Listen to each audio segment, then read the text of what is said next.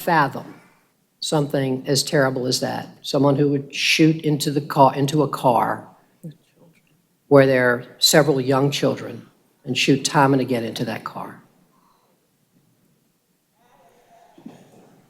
And every time someone is shot in Durham, it tears a hole not only in that person, in their family, but in a neighborhood,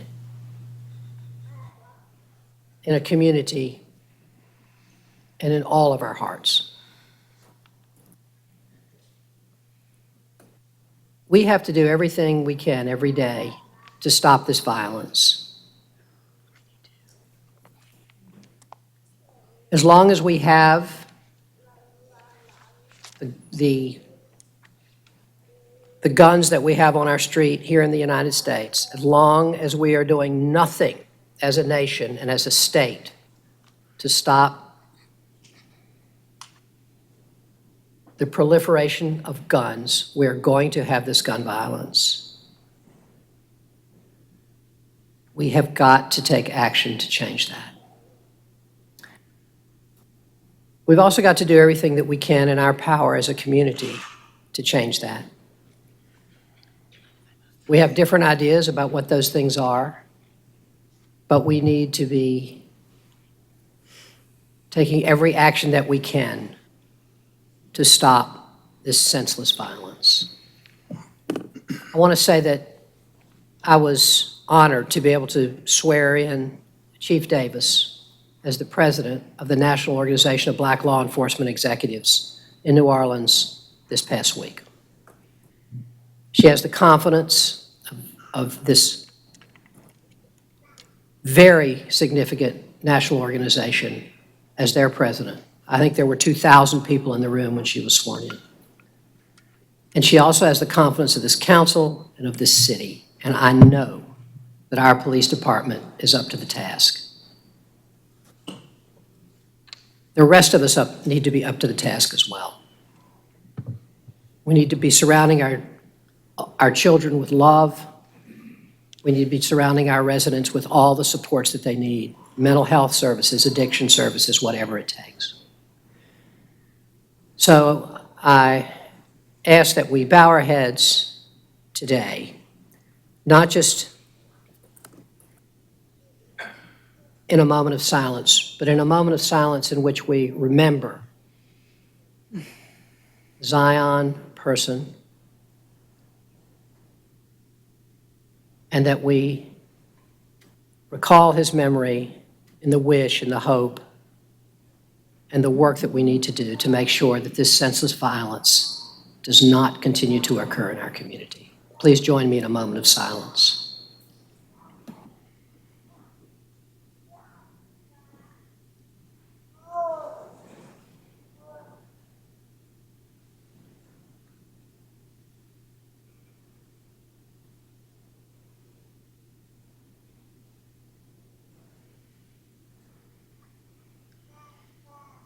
Thank you.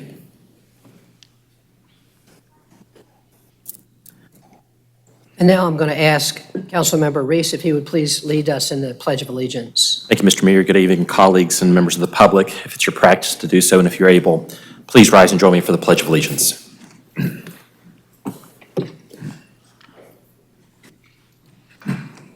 I pledge allegiance to the flag of the United States of America and to the republic for which it stands, one nation, under God, indivisible, with liberty and justice for all. Thank you, Councilmember. Madam Clerk, would you please call the roll? Mayor Schul. Here. Mayor Pro Tem Johnson. Here. Councilmember Alston. Here. Councilmember Caballero. Here. Councilmember Freeman. Present. Councilmember Middleton. Here. Councilmember Reese. Here. Thank you. Now we're going to have our ceremonial items, and we're going to begin with our sister city presentation for our friends from Celaya, Mexico, and I'm going to ask Council Members Reese and Middleton if they would please join me at the podium as our sister city representatives.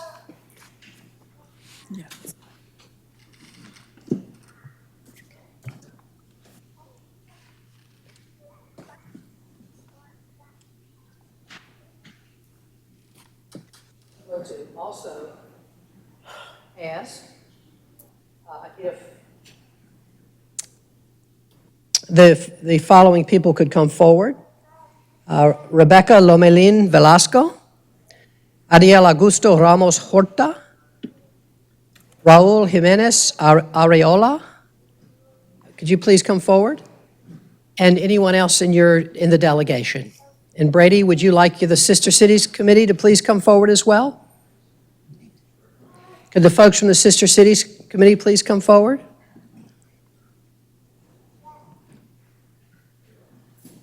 And we have Elsa Jimenez, our interpreter tonight as well. Elsa, thank you so much for being here.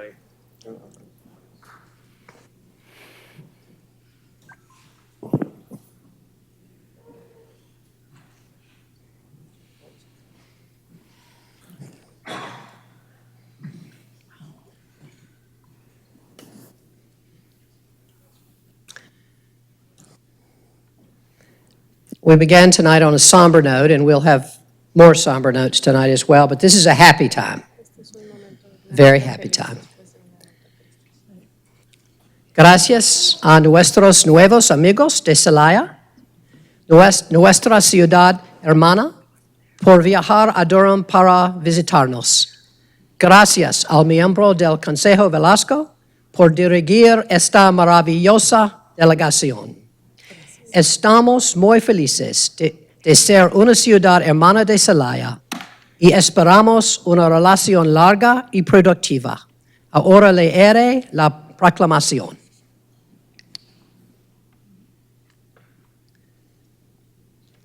Whereas Durham is a city that promotes mutual understanding and cooperation among all its citizens.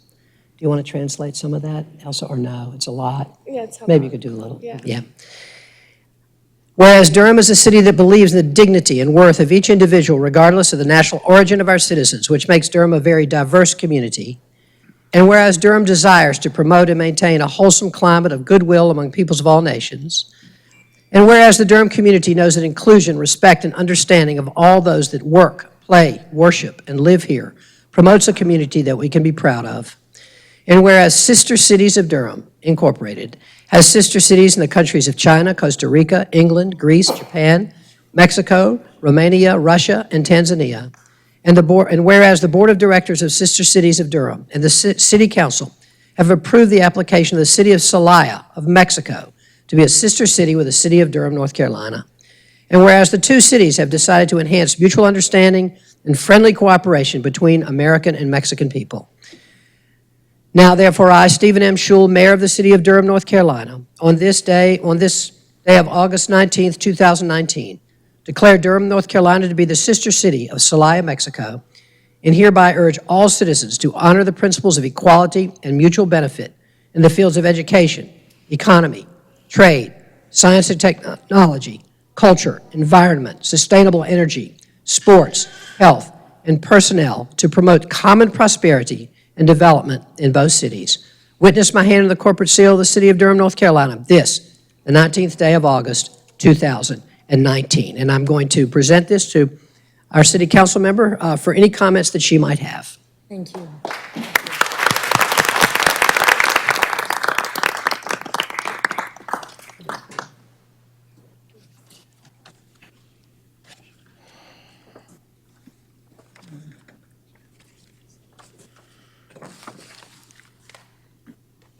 Hi.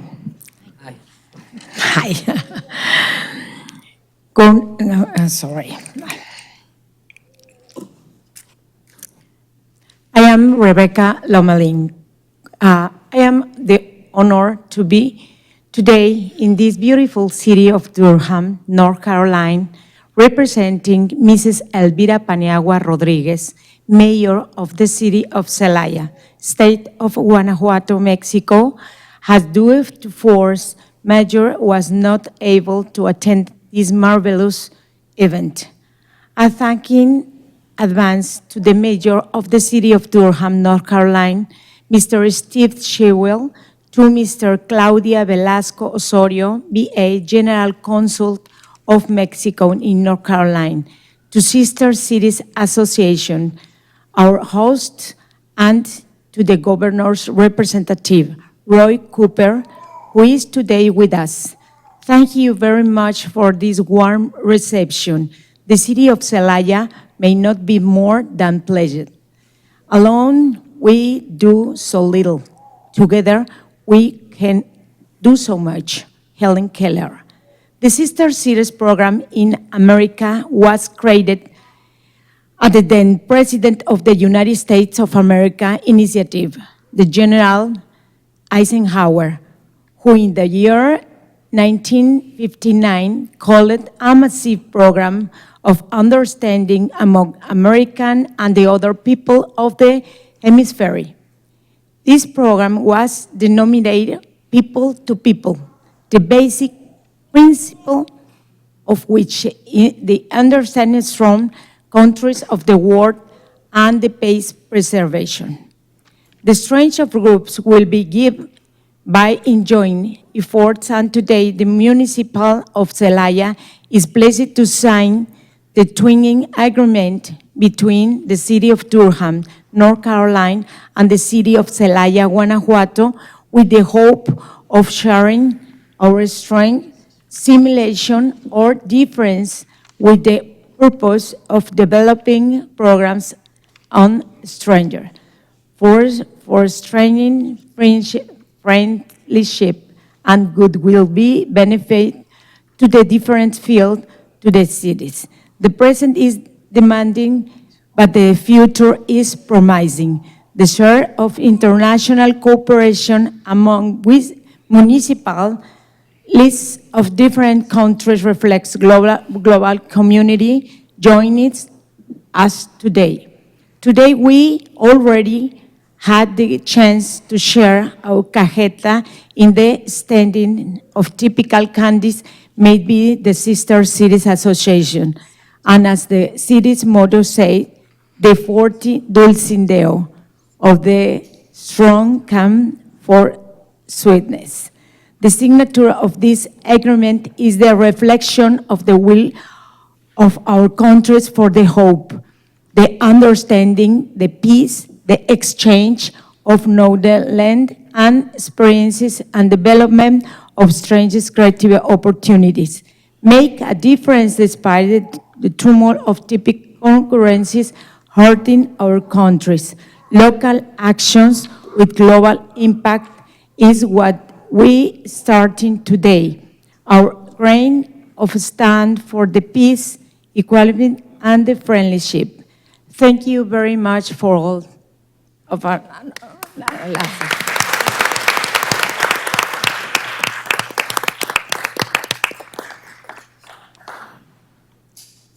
Good evening. My name is Patricia Perez. I'm the Deputy Consul General of the Consulate General of Mexico in Raleigh.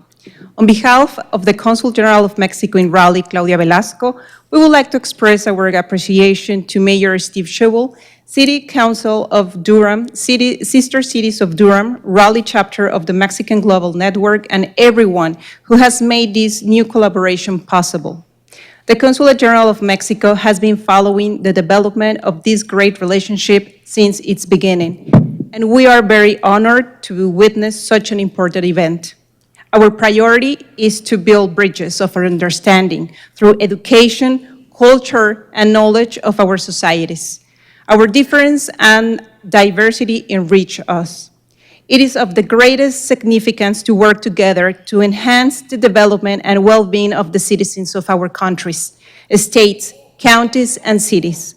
The Sister Cities program is a valuable tool to make this possible. The visit of the Celaya delegation today to make this alliance true is a first step towards a better comprehension of our customs, our traditions, our people. Hopefully, more educational, cultural, and economic exchanges can come out of this agreement, helping both cities to continue growing and strengthening their ties to promote tolerance, friendship, and clear up stereotypes that unfortunately still exist. Durham is a diverse and welcoming city, which has demonstrated its willingness to accept variety, to embrace and empower its community, fostering trust, changing negative perceptions into positive ones, fighting fear, and giving hope to those who have lost it. Celaya is a rich and modern city with the best culture-growing economy and competitive technology, great automotive industries, and have made of Celaya their home, as well as many American retirees that have fallen in love with the state of Guanajuato and its people. Always welcoming, always attentive, always friendly. We are sure that this relationship will not only intensify our bilateral cooperation, but will open the door to more opportunities to other cities that want to become sisters and develop collaborative activities in benefit of both our countries. Thank you.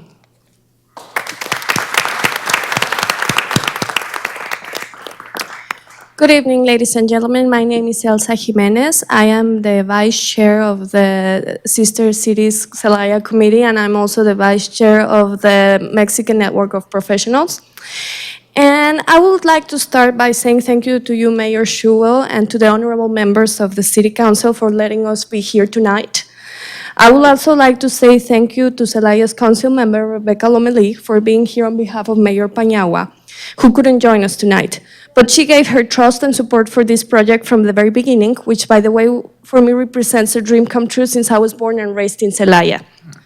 Over 2 years ago, Mr. Brady Searles, the Executive Director of Sister Cities Durham, approached the Consulate of Mexico here in Raleigh with the intention of establishing a sisterhood with a Mexican city.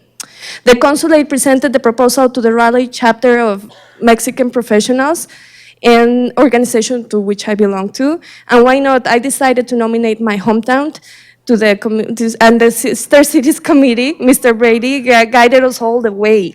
This is how we created our committee. The members of the committee are Alberto Lopez, Juan de la Maza, and Guillermo Solares, who is also part of the Sister Cities Board. To you guys, I express my eternal gratitude.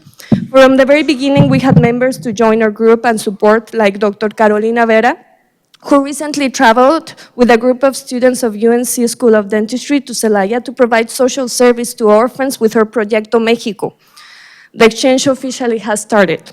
We also have other members and volunteers to join our group, like Paola Travernier, Gerardo González, Gerardo Santoyo, Luis Scott, José Luis Martínez, Alejandro Peña, Enrique, Oscar. Thank you so much, guys, for all your help to make this happen. And last but not least, I would like to thank to the support of the Consulate of Mexico, to you, Consul Patricia, and of course, Monica Colin, Consul of Community Affairs, for believing in us from the very beginning. Today, as our committee spokeswoman, I would like to reiterate to you, Mayor Schuell, and to you, Councilwoman Lomelí, our commitment that we have with both cities following the motto of Sister Cities of Durham, working toward world peace, one friendship, and one community at a time. Today's world is going through somewhat difficult times, and as civilians, we have two options. We can settle with today's status quo, or we can face the world as factors of change. And this sisterhood is the perfect channel to be factors of change. On behalf of the Celaya Sister Cities Committee, I want to say thank you to all of you tonight, and this is just the beginning of many things to come, many good things to come. I would like to end by quoting Dr. Martin Luther King by saying, let's build bridges, not walls. Thank you. Gracias a todos.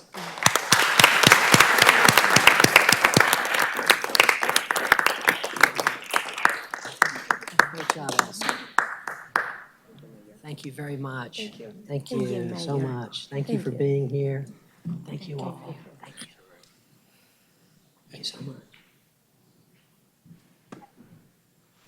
Sure. Thank you, Thank you, everybody. Thanks for being here. Thank you so much. Thanks, Bob.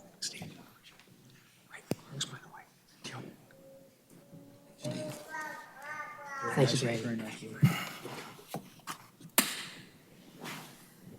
Elsa Jimenez, thank you for your words, and it was really, and to the Consul General, we're so glad to have you here in our chambers. Come back anytime. We're delighted, and to our sister city, Celaya, thank you so much. I wonder if their motto is out of strength, sweetness, and I wonder if that has anything to do with their well-known, renowned candy that they make in Celaya, if that's part of the sweetness. So please save me a piece. Thank you so much. All right. Now we're going to move on to our Neighbor Spotlight recipient, and I'm going to invite Mrs. Vannessa Evans, a resident, Pack 2, and her family and friends and anyone else that she would like to have come with her to the podium to receive the award for the Neighbor Spotlight. Look into that if you want to.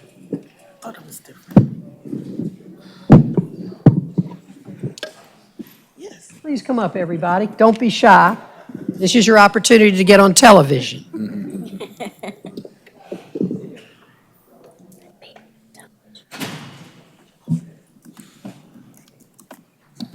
Ms. Evans, I'm going to give you this right away so that you can hold and enjoy this certificate. And then I'm going to just read a little something about you, and then I'll offer you the microphone for a few words. All right, thank you. Sure.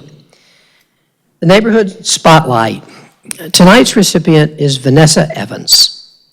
Vannessa Evans is the recipient of the Neighbor Spotlight for the month of August 2019. The Neighbor Spotlight recognizes community members that have gone above and beyond in volunteering their time to serve the community.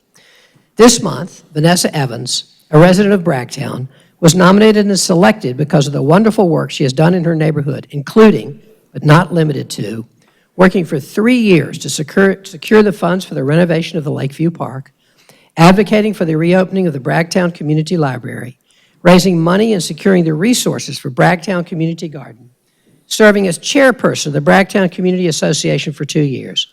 Congratulations, Vannessa Evans, on being the August Neighbor Spotlight for the City of Durham. And thank you for all the work you do to improve our community. And we're so glad to have you and your friends and family here today.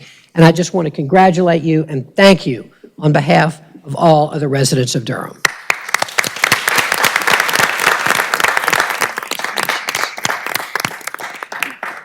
I'm going to be short and sweet. I wanted to speak from my heart. I first want to thank Mayor Schul, the City Council for this wonderful award, as well as my community, all of the residents that work behind me. I have to thank God, first of all, because He is the captain of my ship. Without Him, I'm nothing.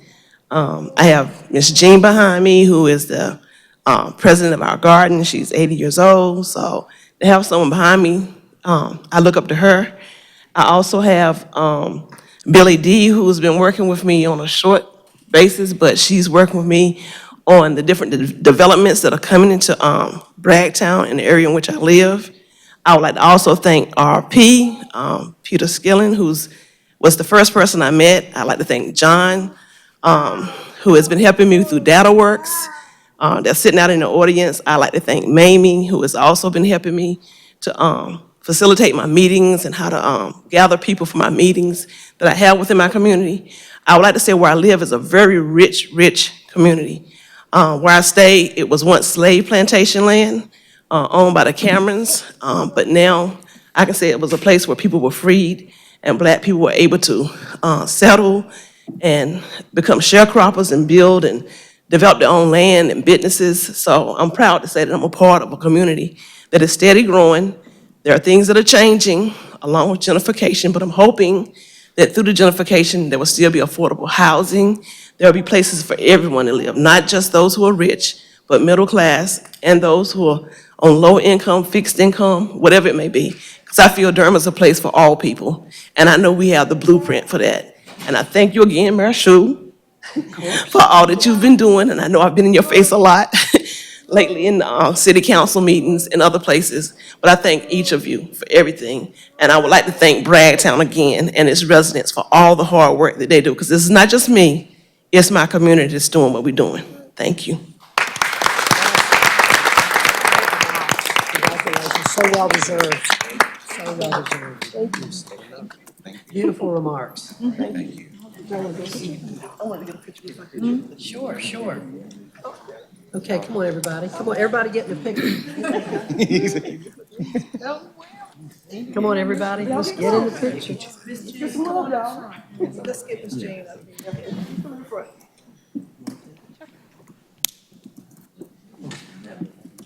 Sure, come on in.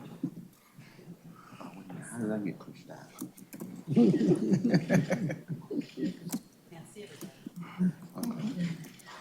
In tighter. Thank you. Thank you again. Congratulations.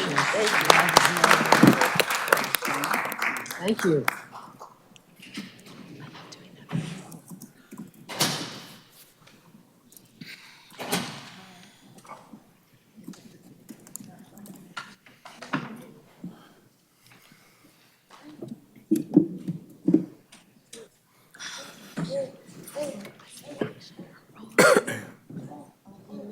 All right, those were really good ceremonial items. And now we're going to turn to announcements by members of the council. Councilmember Caballero? Thank you, Mayor. Good evening, colleagues, and for those of us who are able to join us, thank you. I just wanted to echo a lot of what you already shared this evening. Today was a horrific day in our city. I think many of us are reeling from today's news and from the violence that we're seeing across our country due to gun violence. The last time we gathered here was just a few days after El Paso and the Dayton, Ohio shootings. And so I think it's ever present, and sadly, we are seeing the effects in a very horrifying way. My kids cross that intersection almost every single day on their way home from school. It was heart-wrenching news to hear. And so I am asking that, I'm thinking about the person family. My thoughts and prayers are with you. And I'm asking our council to go ahead and I would like to take it up in our next, or in a work session soon, to go ahead and think about creating and doing the work to create a community safety task force. So that's something I will be bringing up at a work session. Thank you very much, Councilmember Caballero, for your remarks. As you know, the protocol is that if you please bring that up again in our work session Thursday, and then we can take it up at a future work session. But thank you so much for those remarks, and we will do that. Thank you. Councilmember Middleton. Thank you, Mr. Mayor. Mr. Mayor, people in our city who do not hold elective office and who do not control the imprimatur of our city have declared a state of emergency. I think we should join them in that. Zion Person. I want his name to echo in this chamber. Zion Person was 9 years old, on his way to get ice cream, because that's your job when you're 9 years old. You eat ice cream, you do papa wheelies on your bike, and you talk about who the cutest kid in the class is. That's your job. Our job as adults and the people in charge is to keep them safe. This afternoon, I had the most heart-wrenching phone call I've ever been on in my life. I spoke to Zion's aunt, who was driving the vehicle when the shots were fired. Her nephew was killed, and her son was injured. There were barely any words used in the conversation because it was just sobbing. And I asked her, what would you like me to say to the city?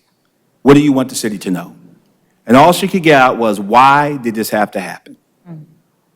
We were on our way to get ice cream. It is a state of emergency in our city, whether or not we declare it or not.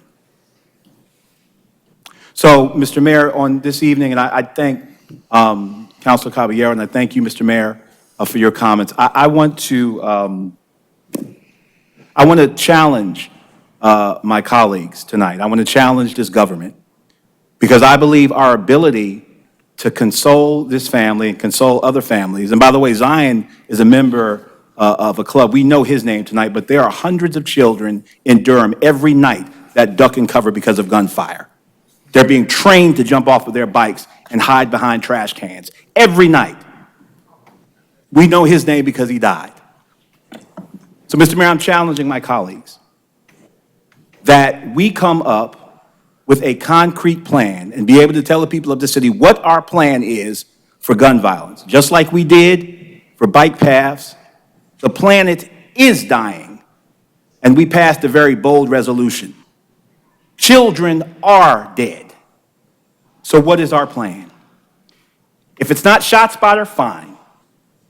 If it's not hiring more police, fine. If there is something in the Durham Beyond Policing plan that can address this type of stuff, we should pass it right now. We should declare an emergency, and we should make appropriations mid-cycle. We're the council, we can do that. If there's something in there, I'm voting for it, because it's a state of emergency. I know our hearts are broken, and I know that we care. But in order to have the moral authority, just like we now have the moral authority to tell employers to pay a living wage because we upped our salary to $15 an hour. We need to be able to point to something we've done concretely. Show me the money. What are we going to spend money on?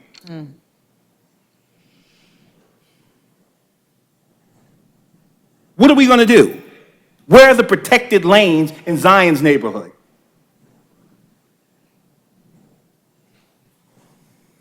I'm asking for this council to put this city on emergency footing when it comes to this issue.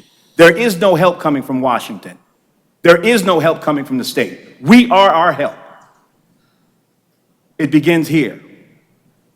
And if it's none of the things that we voted down, tell me what to vote up and I'll be the first person to make the motion. Tell me what to do.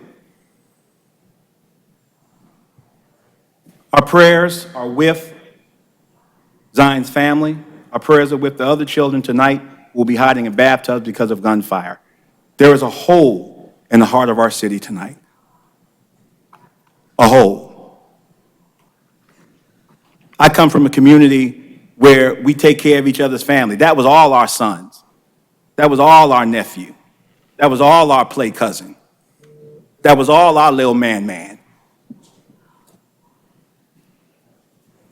Let's show them how serious we are by doing something, not just taking stuff out the budget. Let's vote on something. Our hearts belong to your family tonight. Thank you, Mr. Mayor. Thank you very much, council member, for those heartfelt remarks. Other council members?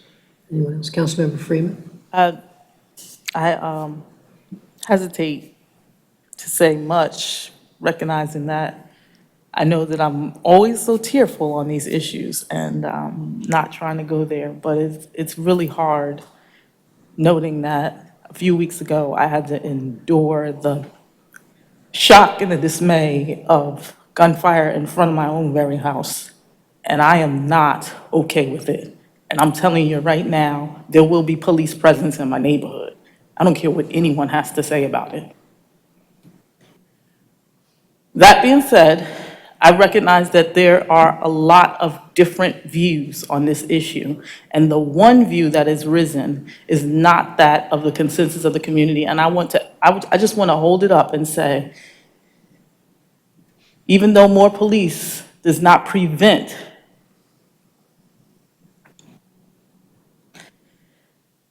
the crime, it can dissuade. It does.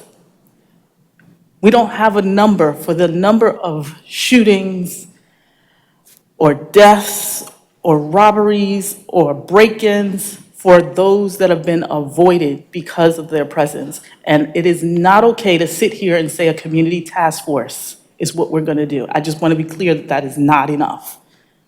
Because it could have been Ansel, and it could have been Antoine, and it could have been Adriana out front of my own house, and there is no gang in my neighborhood.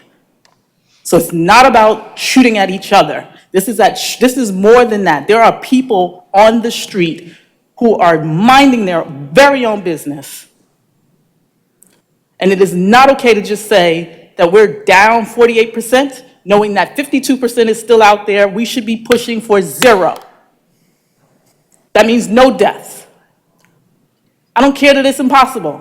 We should be doing everything in our power to make sure that the children in this community are safe. I cannot understand it. I refuse to accept it. And this is not the end of this conversation. I appreciate the mayor making his statements. I appreciate all the work and time that people have poured into this conversation, because I know that people care, but it's not enough to care, and it's not enough to have the conversations. We need action, and that action doesn't have to come from the police department. It can come from the community. I can tell you that no one reported in my neighborhood, and that hurt me to my core, because I know that it's out of fear. I can't live in fear. I cannot do it. And I don't think it's acceptable to ask people who live in these communities, who experience gunshots every single night, because they're not reported, to continue to accept that. So,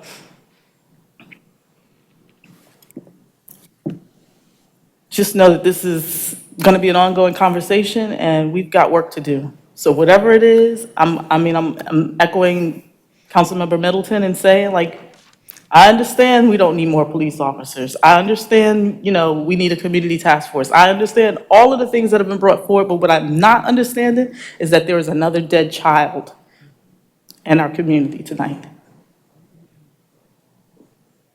There's another child shot in our community tonight. And each time those text messages or information comes, these press releases, my heart stops because I know that these kids are out here living their best life, and we've got to do more.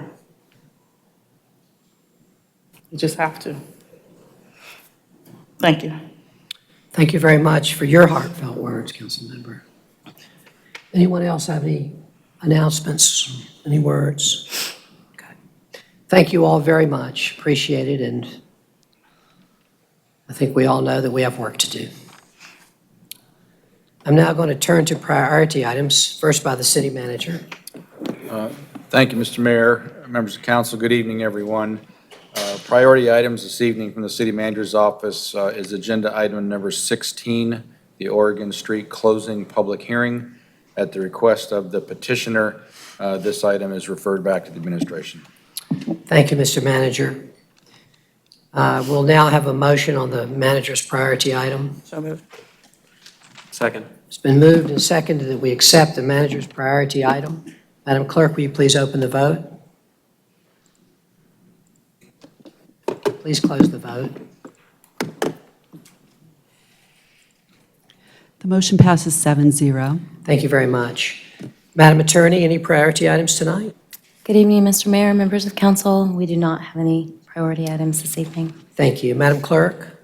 Good evening, everyone. The city clerk's office would like to present the refreshed board, committee, and commission video. And it's a recruitment video for our volunteers. And roll it, DTN. Great, thank you. Roll it. I count on Durham for awesome adventures and great bike shops. I know I can count on Durham for great sports in every season. I always count on Durham for amazing cultural events. I count on Durham for its innovative ideas and the determination to bring them to life. I count on Durham for community and a place for everyone. I count on Durham to do a good job and to celebrate our success. Did you know that the city of Durham counts on these individuals? In a city of more than 260,000 people, you're looking at residents who are making their voices count, people who care about the past, the present, and the future of the city of Durham. And you know what? It doesn't matter how mature or young, whether you're passionate about the economy, the arts scene, or the plight of the homeless. In fact, we have nearly 30 boards, committees, and commissions that you can participate on. The requirements are to be a Durham City resident and be current on your Durham City and county taxes. Durham is your home. You can count on Durham to be there for you. Can we count on you to be there for our city? Can we count on you to be there for Durham? Can we count on you to be there for our city? Can we count on you to be there for Durham? So come on, get involved, apply today. We can count on Durham, but can Durham count on you? Great job.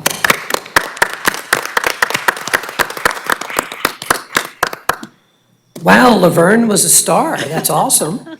And I assume that you all will be working with our public affairs staff to make that available to the world. And congratulations to the clerk's office. Thank you. And the public affairs staff. And the public affairs staff. Thank you. Good job. Great video. All right. We'll now move on to our consent agenda. The consent agenda is comprised of items which the council has worked on in the past. The consent agenda can be approved by a single vote of the council. Items can be removed from the consent agenda by any member of the council or by any member of the public. And if an item is removed, it is held until the end of the meeting when we would then take action on it. Item 1, Durham Bicycle and Pedestrian Advisory Commission appointments. Excuse me. Item 2, Historic Preservation Commission reappointments. Item 3, Durham Housing Authority Board of Commissioners reappointment.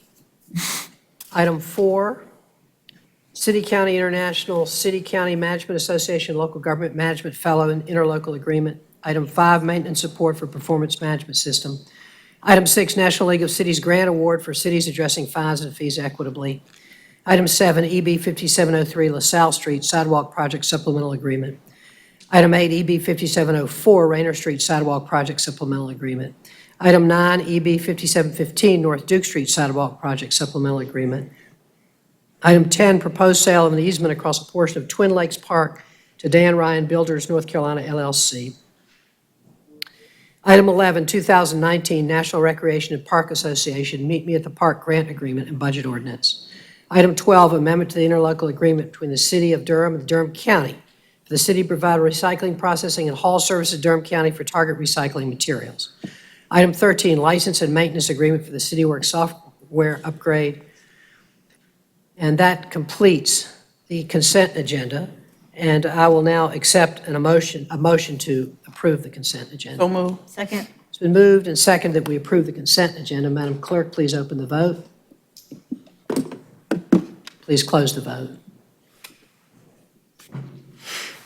The motion passes 7-0. Thank you very much. We'll now proceed to the general business agenda, public hearings. And item 16 has been referred back to the administration. So we have only one more item tonight. That's item 17, Towerview Business Center MTC I-40 buffer reduction. And as you all know, that this is a quasi-judicial matter. Quasi-judicial matters have become the favorite activity of our city council, and so I'm extremely glad that we have another one back before us tonight. The next matter is agenda item 17, which includes a major special use permit application for the Towerview Business Center MTC I-40 buffer reduction application number M1800002. The hearing in this matter is judicial in nature and will be conducted in accordance with special safeguards. Witnesses must be sworn in, they are subject to cross-examination, and written evidence must be offered for incorporation into the record. People who wish to testify should have signed up on the special sheet for this hearing at the clerk station. I think in the set of the special sheet this time we used the yellow cards, is that correct? Yes. If you've not already done so, please go to the clerk station now and sign in. Anyone who plans to testify, including city staff, should now go to the clerk station to be sworn in or give your affirmation, and then please return to your seat. So would all those, including city staff who will be testifying or could be testifying, please go to the clerk station where she will swear you in.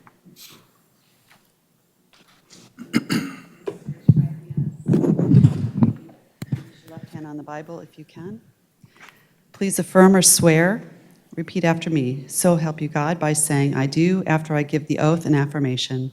Do you solemnly swear, so help you God, or affirm to tell the truth, the whole truth, to the best of your ability? I do. Thank you. Thank you very much, Madam Clerk. Do any council members need to withdraw from consideration of this case because of a conflict that will prevent them from rendering a fair and impartial decision in this matter? Councilmember Freeman had me going there for a minute. Have any council members heard information about this case other than what may have been presented at work session or in the staff report? If so, please disclose that information at this time. Before we begin, I would like a representative or an attorney for the applicant and for any opponents to come to the microphone and identify yourself to the council and then take a seat in the front row. Neil Ghosh, attorney for the applicant. Bill Bryan, attorney for the applicant, Morningstar Law Group, 112 West Main Street. Thank you. Are there any attorneys for any opponents? Any attorneys for any opponents? Thank you so much. If an attorney or representative wishes to cross-examine a witness, please raise your hand immediately after the witness has testified, and I will recognize you. All written information, including maps you want to be considered, should be officially submitted as evidence. Copies of evidence you want to have admitted, with the exception of the staff report and attachments, should be given to the city attorney and to the opposing side, if any, and I believe that evidence has already been passed to the city attorney. Is that correct? And the attorney is reviewing it at this time. Each side may raise objections to the admission of evidence on the basis of relevance, hearsay, or any other evidentiary ground. Questions concerning admissibility will be handled by the city attorney. Please do not hand anything directly to council members until it has first been reviewed by the city attorney and has been admitted as evidence. We'll first hear from city staff who have studied the request, then from the applicant, and then from opponents to the application, if any. I'm going to ask the city attorney if she's had an opportunity to review the evidence. I have, Mr. Mayor, and it appears to be in order for the presentation of expert witnesses. Then I will, Would you like to accept yes, I would. the Towerview Business Center Major Transportation Corridor package of exhibits from the petitioner? Thank you, I very much would, Into Madam evidence. Attorney, and thank you for your assistance. Sure. We will now open the hearing and hear from city staff. Good evening, everyone. I'm Eliza Monroe representing the Planning Department. I would like to state for the record that all Planning Department hearing items have been advertised and noticed in accordance with state and local law, and affidavits of all notices are on file in the Planning Department. Planning staff requests that all agenda materials submitted for the public hearing be made part of the public record with any necessary corrections as noted. Staff would like to note for the record a correction within the staff report on page 6 of attachment 3, where it states that the development plan was approved prior to the requirement of the Major Transportation Corridor, otherwise known as MTC, buffer. A 100-foot buffer was a required component of the development plan done in 1993. Request for a major special use permit, M1800002, and a major site plan, D1800246, have been received from Bill Bryan with Morningstar Law Group, representing Nelson Partners and Milestone Developments LLC, respectively, to reduce the required MTC buffer width from 100 feet to 40 feet to construct a two-story office building totaling 12,452 square feet on a 1.61-acre site, zoned light industrial, D, which stands for Development Plan, LID, and located within the Triangle Metro Center Commercial Neighborhood, CN tier. The buffer width and the amount of landscape materials required may be reduced through the issuance of a major special use permit, otherwise referred to as MSUP, by the governing body pursuant to Unified Development Ordinance, UDO, section 4.9.3D.2. When a site plan is associated with a major special use permit, that site plan shall also be considered a major site plan, which requires governing body approval. If the council approves the major special use permit, then the council should also consider the approval of the associated major site plan case, D1800246. This site plan item does not require a public hearing, but it does require a separate vote for approval. If the council elects to deny the major special use permit, the associated major site plan should not be approved, as the site plan would not be in compliance with the applicable UDO standards. The first item that requires action is the public hearing for the major special use permit M1800002. The applicant is requesting approval of a 60% buffer reduction from 100 feet to 40 feet on the northeastern side of the site. A site plan has been submitted in conjunction with this request. It will be attachment 3B within your packet.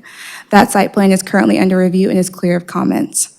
Per UDO section 3.9.8, there are 4 general findings and 13 review factors that must be addressed in order to grant a use permit.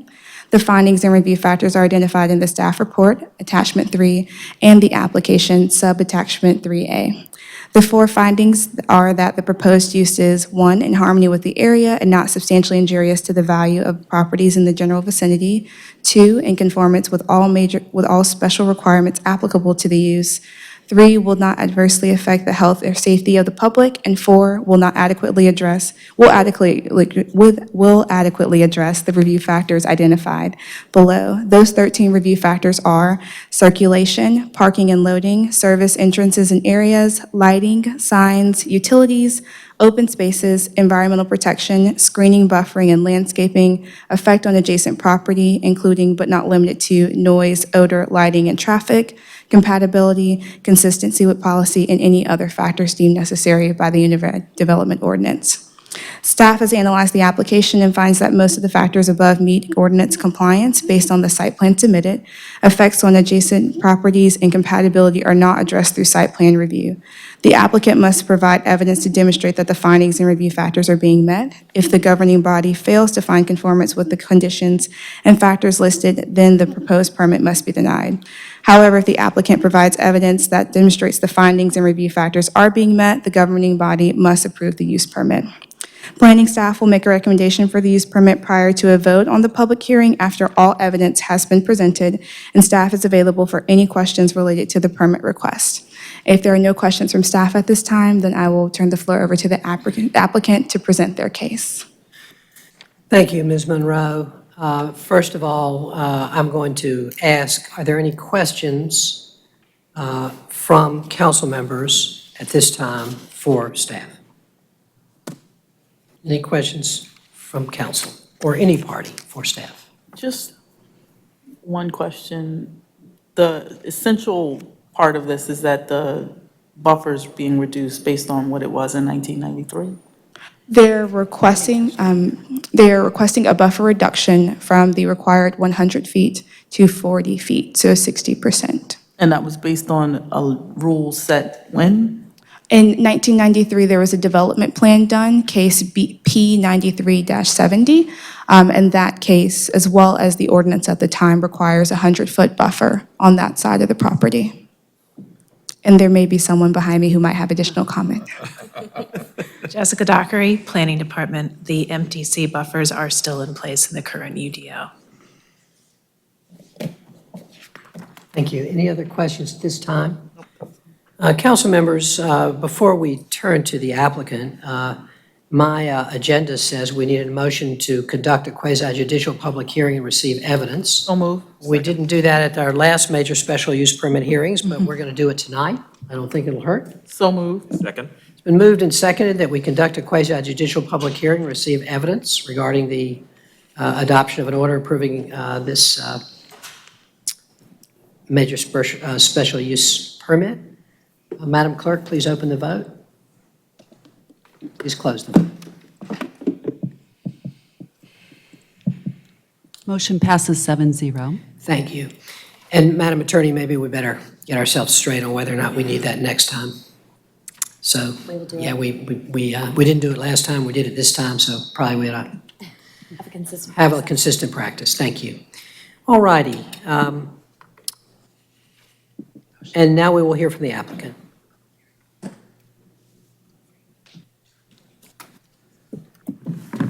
Good evening, Mayor Schul, Mayor Pro Tem Johnson, and members of the City Council. My name is Neil Ghosh. I'm an attorney with the Morningstar Law Group at 112 West Main Street here in Durham, and I'm here tonight back for your favorite thing, quasi-judicial hearings. I'm here tonight representing Nelson Partners, the owners of property at 4804 Page Creek Lane here in Durham. Tonight, we will present evidence in support of the application for a reduction in the major transportation corridor buffer along the portion of the site adjacent to the off-ramp for I-40 at Page Road exit. This permit relates only to the buffer reduction, and it does not relate to the office building use itself, which is a generally permitted use in this location. So the evidence tonight will be focused upon the impact of the buffer reduction and will not address the more general aspects of the use. There also is a major site plan before you. That site plan has been reviewed by staff and is clear of all comments and is pending your approval. The site plan is clean and ready to move forward upon your grant of the special use permit. As staff mentioned, we are requesting a 60% reduction in the buffer width. At this time, I would ask that all materials referred to or used by our witnesses, including the staff report and all of its attachments, our applications, the site plan, and any other materials, be entered into the record, and that judicial notice be taken with regard to the contents of the UDO, the comprehensive plan, and any other plans adopted by the City and County of Durham. I will hereby admit them to the record. I think I did so before, but I'll do it again just in case. Thank you. In addition to exhibits, we intend to offer expert opinion on certain aspects of the case. I would like to enter into evidence, well, already entered into evidence is the resumes of, well, Exhibit A is the resume of Mr. Bill Daniel. He is our head project land planner. He developed a site plan that's before you. We also have the resume of Mr. Jarvis Martin. That is Exhibit B. Mr. Martin is a certified real estate appraiser in the state of North Carolina. Behind his resume is the report he prepared following the study that he conducted for this project. Also included in the exhibit packet as Exhibit C is a copy of the recorded plat that is associated with an NCDOT taking, which we will speak about. As you know, this is a quasi-judicial hearing, and you all are acting as your own Board of Adjustment. So just like the Board of Adjustment, you can rely only upon the competent material and substantial evidence entered into the record at this hearing. This site is across the street from the former Quintiles building, which is now IQVIA. I think that's how you pronounce it anyway. So this is near the I-40 Page Road exit. It's across the street from the former Quintiles building in what is known as the Creekstone Office Park. The rear of this property, and by rear I mean the east side of this property, abuts the off-ramp for the Page Road exit. The site is part of an overall office park that was planned years ago, and it remains one of the last pieces developed in the office park. The development plan for the office park was approved in 1993. The 100-foot major transportation corridor buffer was in place in 1993, and the development plan accommodated the full extent of the major transportation corridor. What has changed since that time is the design of the I-40 interchange, and therefore the shape of this parcel. Our first witness is a member of the ownership group, and he was involved with the project at the time that these changes were going on. His name is Carlton Midget, and I will at this time ask him to tell you a little bit more about that. Thank you.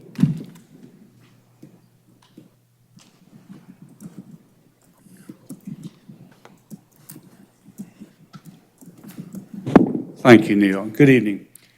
Mayor and members of the council, thanks for the opportunity to appear before you tonight. I am Carlton Midget, and I'm one of the members of the Creekstone Office Park origination group, and we got the original development plan and rezoning approved over 25 years ago. As Neil mentioned, the original development plan included the full extent of the 100-foot MTC buffer. That rezoning was approved in 1993. In the late 90s, NCDOT came along and finalized the design for the Page Road off-ramp. Its design ran adjacent to this site and required that DOT condemn some of our property, and specifically a portion of this tract. If the taking effectively shrunk the width of the parcel, as you can see in the plat, which I believe is your Exhibit C. The taking affected 1.3 acres in total. The site already had a development plan approved, which accommodated the full 100-foot MTC buffer, but the parcel then shrank with the condemnation. The UDO applies the MTC buffer from the edge of the I-40 right-of-way, which includes the off-ramp regardless of the development plan or the subsequent NCDOT taking. So when the NCDOT took a large piece of the property, the buffer just slid over to the remainder tract, the 100-foot buffer. This results in a double impact on a relatively small parcel. The first application of the MTC was at the time the development plan was approved in 1993. The second application of the buffer was after the NCDOT taking in 1998. This double impact renders the parcel largely undevelopable without the required special use permit allowing the MTC buffer reduction, which is why we're here tonight. And this is the reason that this otherwise well-located tract has not seen any development in over 2 decades. We are, of course, delighted that the buyer has come up and has an ability to work with this site and an excellent use for the property as an office building if and only if this buffer can be reduced. And we sincerely hope that you will grant the request before you tonight. Thank you for your time and attention. Unless there are questions for me about the history of the property, I'll turn the matter over to Mr. Daniels, the engineer. Thank you, Mr. Midget. Are there any questions for Mr. Midget at this time? Thank you so much. Thank you all. Our next witness will be Mr. Bill Daniel. I am proffering him as an expert witness. He was the head site planner, and his resume is Exhibit A in your packet. Thank you.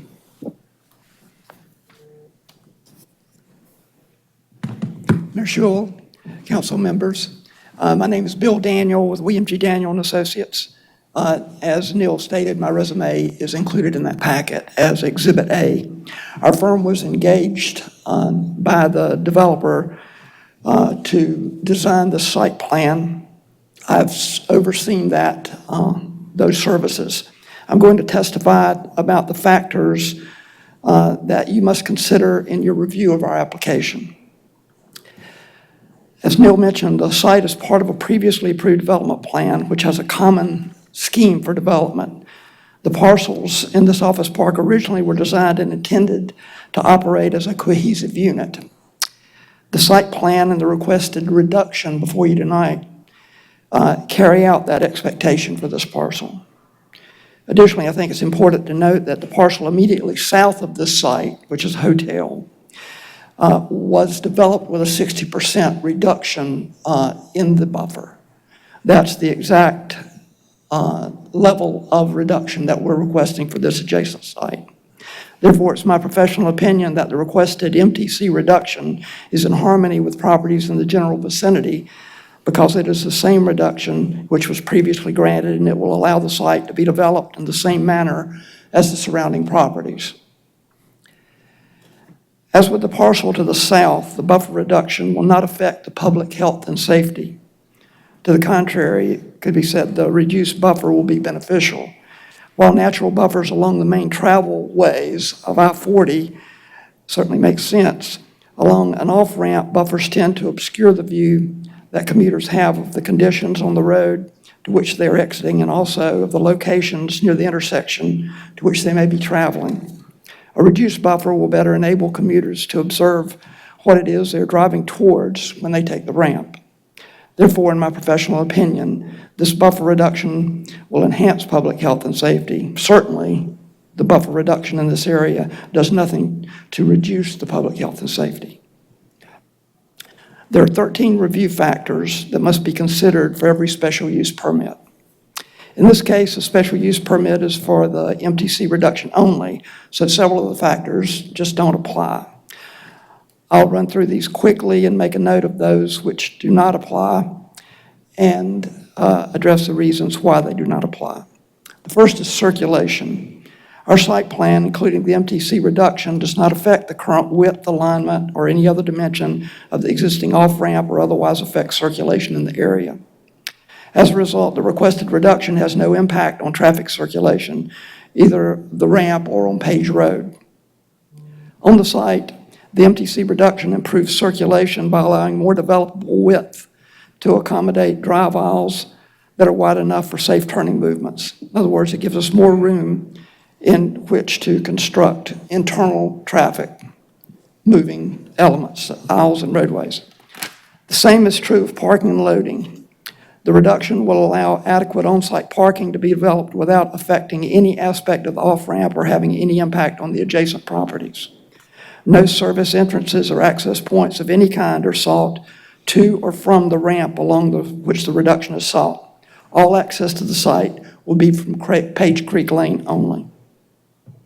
All lighting will be compliant with UDO requirements, which address spillover lighting onto adjacent properties, including the I-40 right-of-way. Any signs sought later for the building will be compliant with the UDO and will be approved through the separate process obtained in the UDO. The requested reduction has no effect on utilities servicing the site. The utilities are not routed through the area in which the reduction is sought. As noted in the staff report, the open space requirement is not applicable in our request, by virtue of being in the compact area. There are no environmentally sensitive features on this site, so this factor does not apply. The next factor deals with screening, buffering, and landscaping.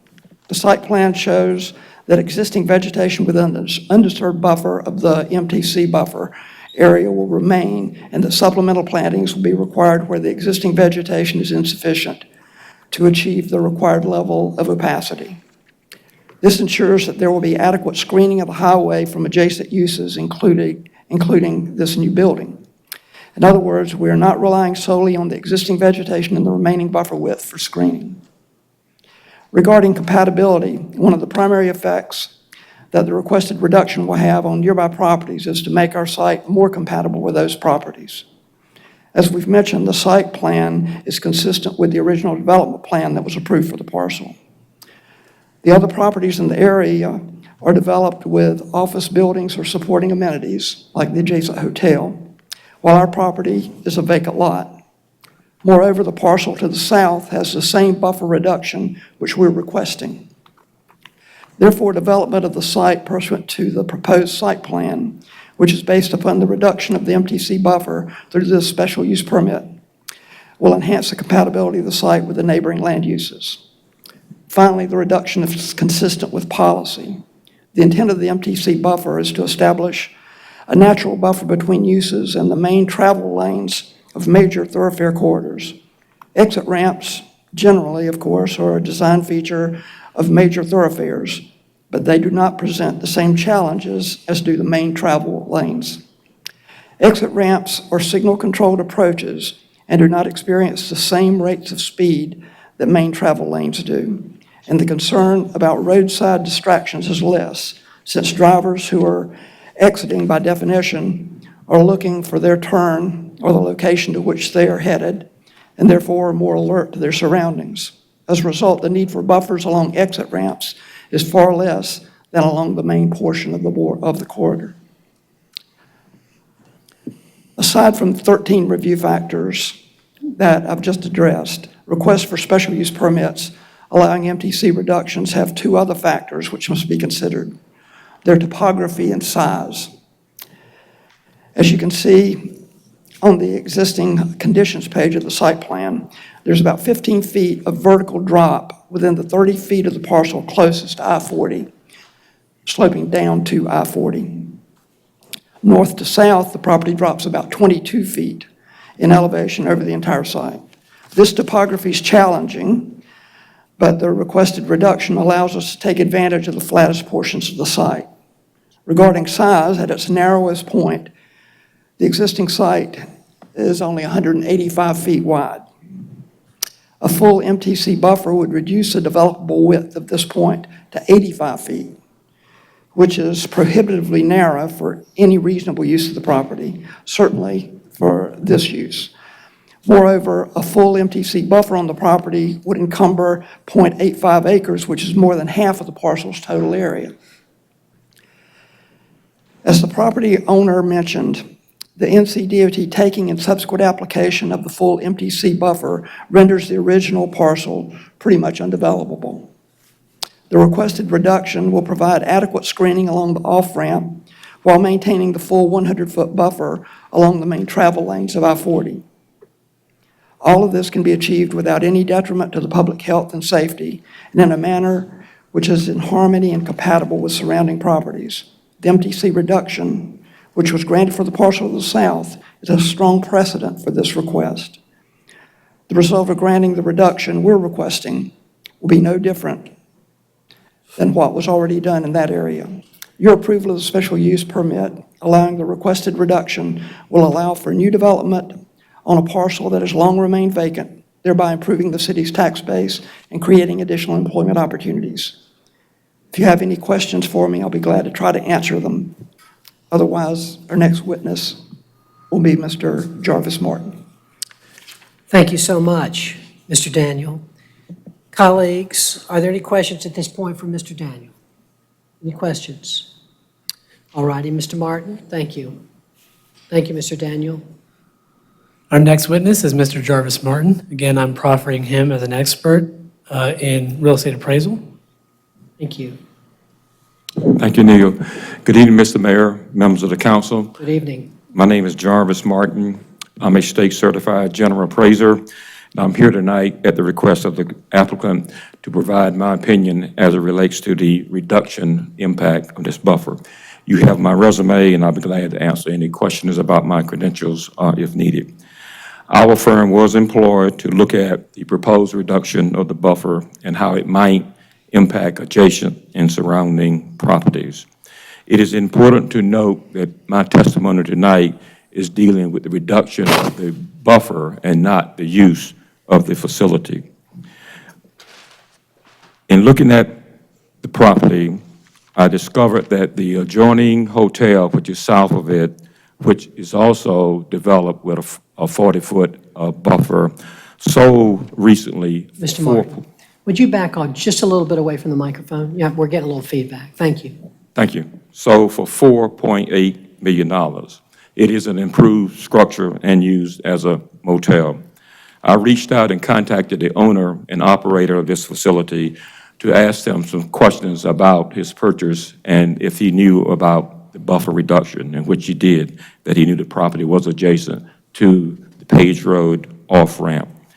In my conversation with him, he indicated that the location of this property and the buffer reduction had no impact on his decision to buy this property due to the strong occupancy that the hotel demonstrated.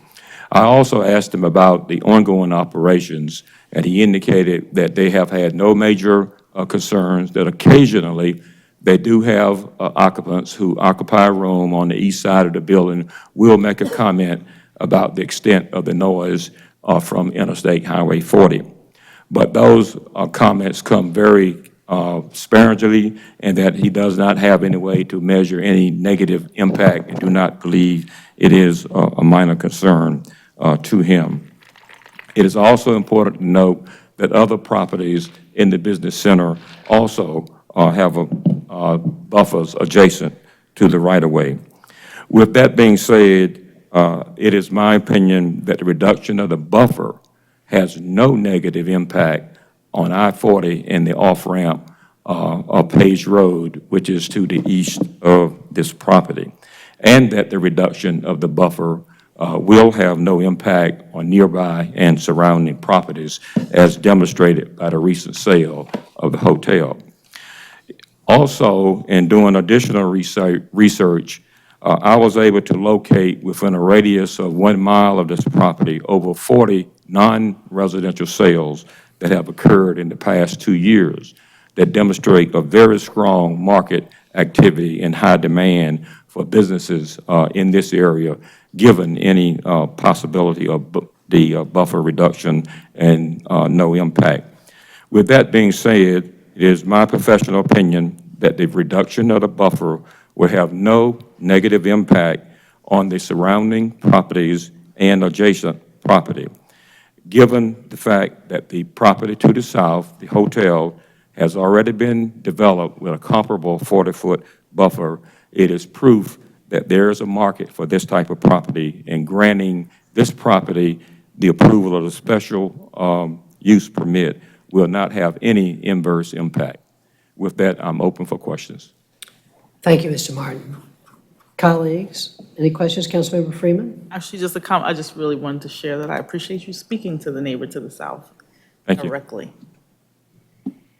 Thank you. Any other comments or questions? Thank you very much, Mr. Martin. Thank you all. Thank you, and for the record, this is Neil Ghosh, attorney for the applicant, speaking again. At this time, I again would like to move into evidence any exhibits relied upon by or referred to by the witnesses that were not already entered into the record. As mentioned at the beginning of this hearing, it's our burden to submit competent material, substantial evidence into the record showing that our proposal has met all of the requirements of the UDO for the approval of the requested major special use permit and the site plan. Mr. Daniel did a good job of drawing your attention to the evidence in the record, which shows that the site has been designed in conformance with all applicable UDO standards. His firm has worked with your staff to make sure that exactly that happened. He also explained which of the 13 review factors are affected by the proposed reduction and what we have done, how we have addressed them, including the 2 additional factors that are specific to any MTC reduction. Mr. Martin analyzed the effect that the reduction might have on neighboring property values. He concluded that property values will not be adversely impacted by the requested reduction. And Mr. Midget spoke to you a little bit about how the original development plan accommodated a full 100-foot MTC buffer, and that in 1998, NCDOT took some property which shifted that buffer over as a result in a way that encumbers most of this parcel and therefore makes it mostly undevelopable without the requested MTC reduction. And that's why we're here today. The site plan has been reviewed and approved by all the relevant departments and is subject to your final approval. So the only thing remaining for both of these items, the special use permit and the site plan, is your approval tonight.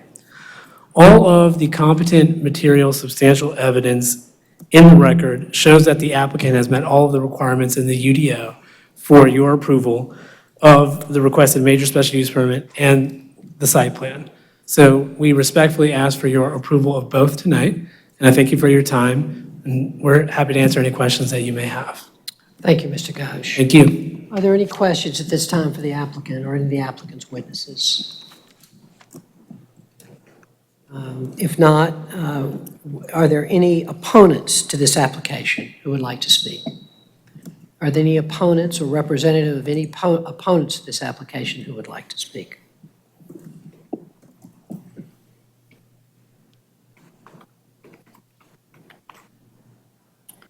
I believe at this time, we will ask the staff if they have a recommendation to make on this matter. Eliza Monroe with the Planning Department. Staff recommends approval of the major special use permit, case number M1800002, provided that the improvement shall be substantially consistent with the plans and information submitted to the council as a part of the application. Thank you very much, Ms. Monroe, for that recommendation. Colleagues, are there any questions at this time for staff or the applicant? Just one. I know that we've alluded to that this case is not surrounding the use of the building. Is the 60 feet that you're taking into account for the buffer going to be included into the site as a, like, what would be the use that you would put on that additional 60 feet? Like, how does that? So we're requesting the buffer reduction to allow the construction of a two-story office building and the associated on-site parking. So within the 40 remaining feet, that's all going to be vegetation. It's going to be existing vegetation, and it will be supplemented with additional vegetation to meet the UDO required opacity. And then in the additional 60 feet that would be picked up, that's an area that with this reduction, we would be able to grade and develop. So, I mean, that is essentially the flattest part of the site. So that is where the building is going. That is where the parking is Building will going. be right there. Yeah. Thank you. Any other questions at this time for the applicant or for staff?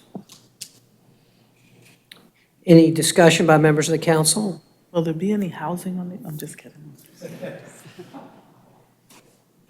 All righty. If not, then I'm going to ask for a motion that we grant the permit. So moved. Second. It's been moved and seconded that we grant the permit as recommended by staff. Madam Clerk, please open the vote. Please close the vote. And the motion passes 7-0. Thank you very much. Now we need a motion to approve the major site plan. So moved. Second. It's been moved and seconded that we approve the major site plan. Madam Clerk, please open the vote. Please close the vote. And the motion passes 7-0. Thank you very much, Madam Clerk. Thank you all. Appreciate your being here. I do want to mention. Thank you very much, Mr. Mayor. Thank you, Yes, sir. ladies and gentlemen. Mr. Bryan, thank you, and thank you, Mr. Ghosh. Thank you all. I do want to mention, while Mr. Bryan and Mr. Ghosh are still here, to our planning department, this does, again, raise, at least for me, the question about what our prerogatives are in terms of deciding what comes before us as a special use permit and what is a legislative matter. I know we talked about that last week, and just want to urge you all to continue to think about that. We certainly will, Mr. Mayor. Pat Young with Planning Department. Just the MTC buffer encroachment that you all just heard prior to the UDO being adopted in 2006 was heard by the Board of Adjustment as a minor special use permit. I see. The adjacent site, the DoubleTree Hotel, that case was heard by. So we certainly have evolved and evaluated over time a number of items that were previously major special use permits in 2015 and 16 became minor special use permits. There are a very small number of these, but we'll continue to assess and evaluate and review with the administration and you about which types of cases you want to see. We have full trust in your judgment on that, and we're very appreciative of you all considering, continuing to give it consideration. Thank you. Thank you. All righty, council members, I believe that there is no more business to come before this body, and I'm going to declare this meeting adjourned at 8:23. 8:23. Thank you.